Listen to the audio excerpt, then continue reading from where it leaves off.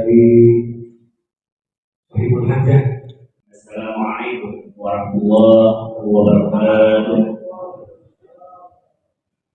Para pembicara akan menyampaikan berbagai konsepsi Islam dari mulai sistem ekonomi, sistem pendidikan, sistem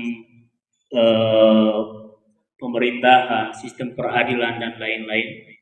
Mudah-mudahan ini menjadi ta'yid, menjadi penguat bagi kita. Ternyata Islam itu adalah merupakan ajaran yang sempurna, ajaran yang paripurna. Sehingga sudah saatnya umat itu tidak menoleh lagi ke berbagai ajaran, berbagai isme, berbagai hukum di luar Islam. A'udzu billahi minasyaitonir rajim.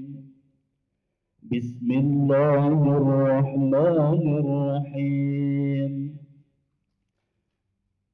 Subhanalladzi asra bi'abdihi laylan minal masjidil harami ilal masjidil aqsa. Shadaqallahul azim.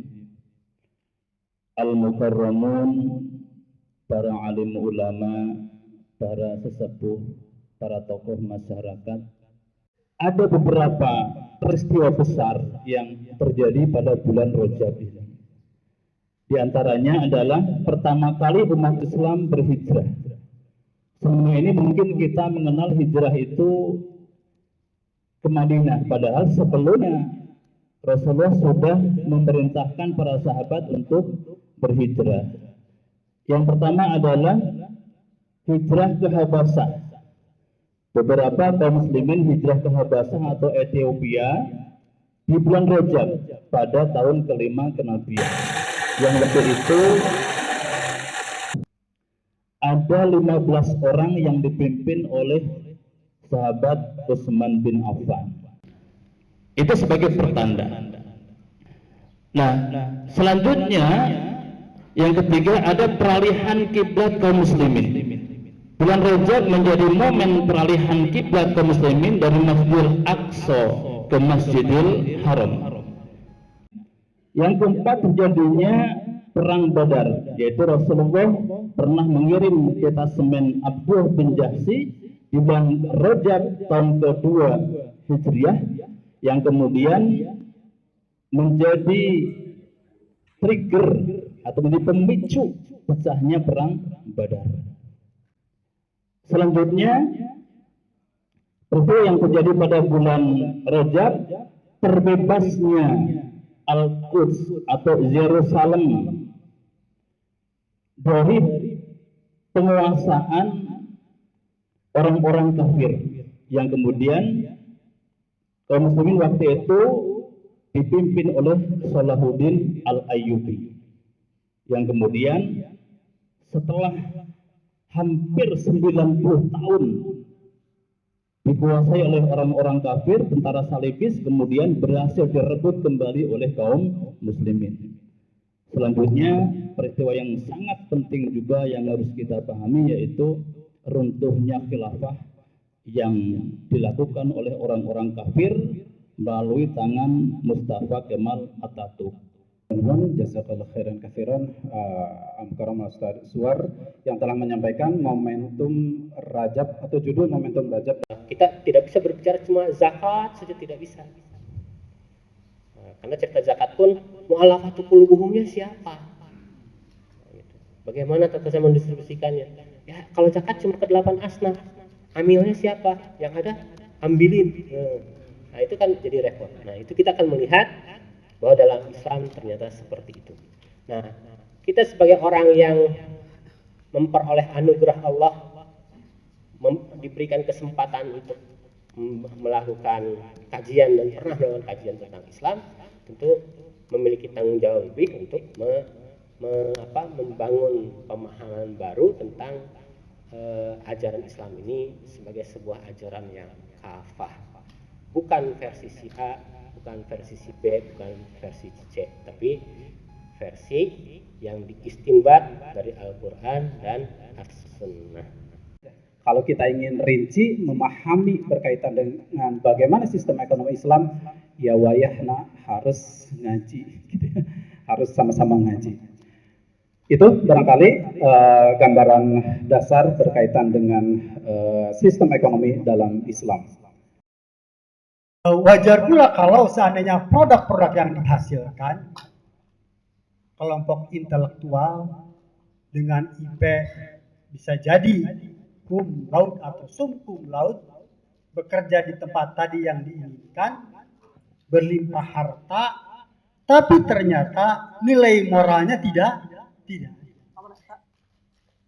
Bisa jadi paling minim korupsi, paling pinten korupsi. Padahal upami orang ninggal, nu korupsi teh lain jalma anu sangsara, lain jalma anu teu butuh butuh gitu. Nu cek urang mah, wah mobilna sana siji bisa jadi 10. Bubina sana siji anu sanes nu bocornya bubina ge pasti bubina nu agreng. Tapi nah korupsi. Ternyata sistem pendidikan kita menafikan, mengharuskan orang itu bersikap seperti itu. Dalam kurikulum pendidikan hari ini tidak ada berbasis akidah Islam. Tapi akidah yang diambil adalah sekularisme, kapitalisme, materialisme. Memisahkan nilai-nilai agama di pendidikan. Jadi kalau kehidupan sehari-hari kita terpisahkan, wajar. Ya pendidikan nabi seperti itu. Dalam Islam satu paket dengan sistem pembuktian dan sistem layanan. Kalau di dalam sistem kapitalis, di dalam sistem peradilan sekuler itu gak ada bukti.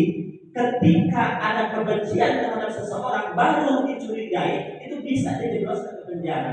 Asal punya uang, tergantung punya uang, tergantung punya kekuasaan. Maka banyak orang yang belum jelas salahnya itu bisa dipenjara, bisa dihukum. Itu seperti itu. Padahal al-aslu bara'atu dhimma. Asal manusia itu tidak ada beban, tidak ada salah harus apa-apa.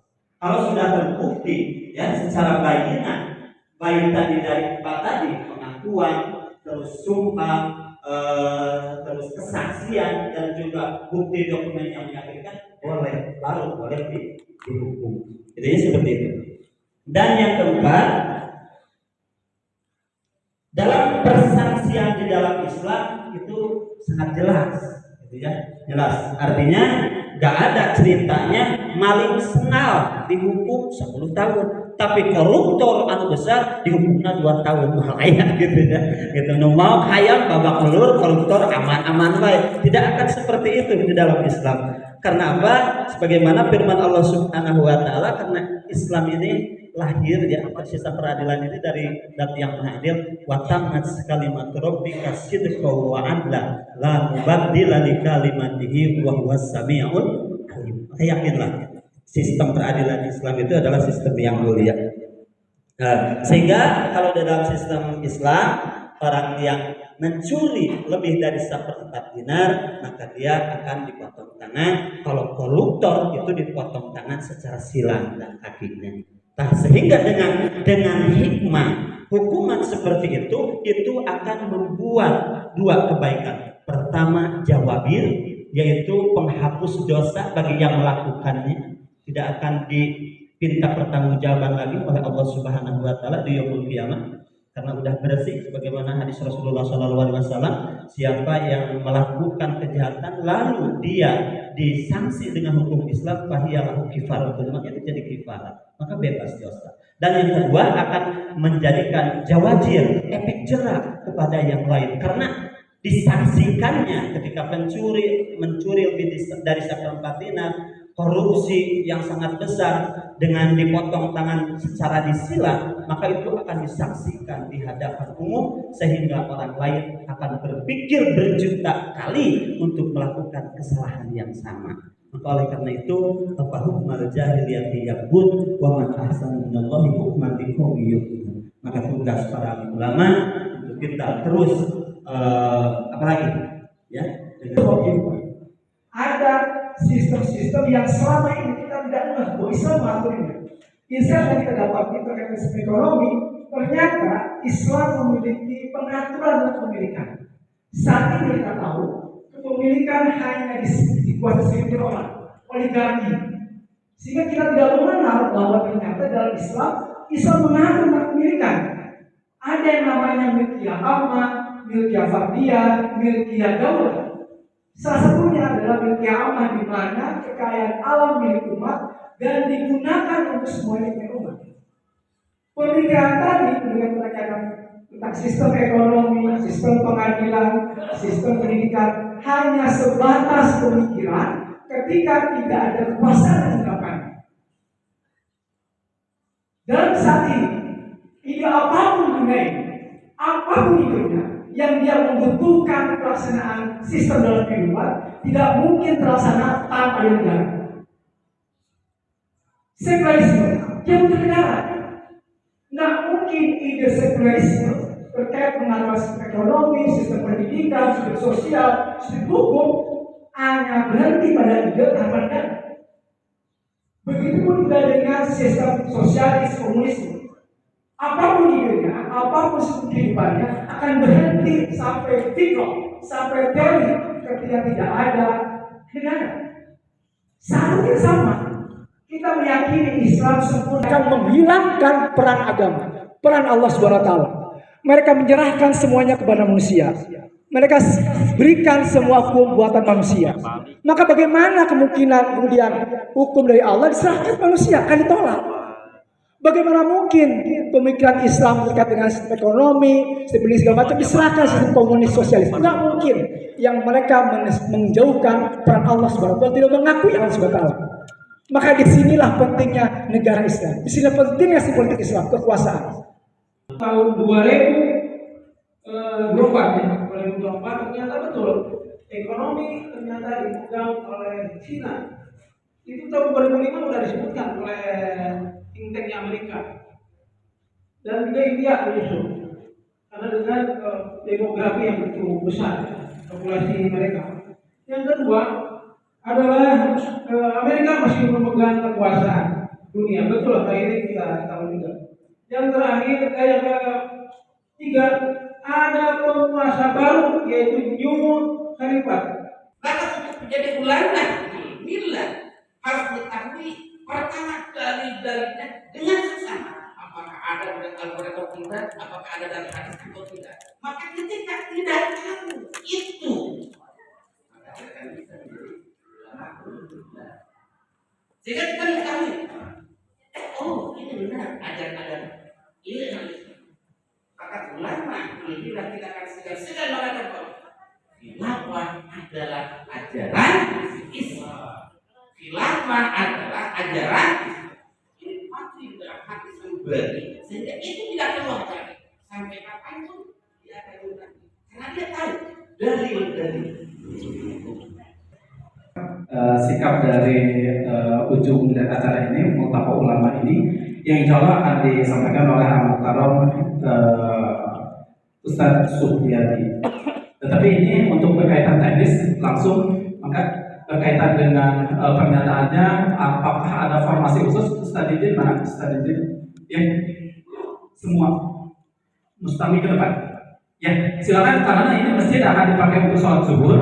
Mohon sat-sat saja. Silakan Mustami semua ke depan. Kita akan mendengarkan dan ya, panitia tolong ini makanannya supaya tidak tergalai-galai terinjak ini. Ada masalah teknis dari audio supaya pernyataannya nanti tertangkap audio. Mohon sabar beberapa menit ke depan. Ini teknis audio supaya pernyataannya tertangkap audio. Kang Rais, siap? Yang dipandu oleh langsung dokumentasi saja arahan. Untuk surga yang abadi, belalang di gelap gelap.